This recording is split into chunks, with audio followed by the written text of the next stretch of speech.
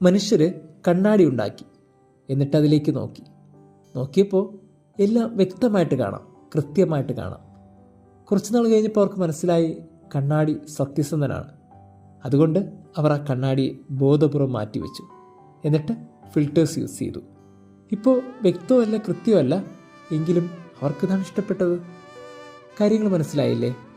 പണ്ട് യേശുവിൻ്റെ കാര്യത്തിലും കൃത്യമായും വ്യക്തമായും അവൻ മനുഷ്യരുടെ മുഖത്ത് നോക്കി കാര്യങ്ങൾ പറഞ്ഞപ്പോൾ അവർക്ക് ഇഷ്ടപ്പെട്ടില്ല. അവർ മാറ്റിവെച്ചു.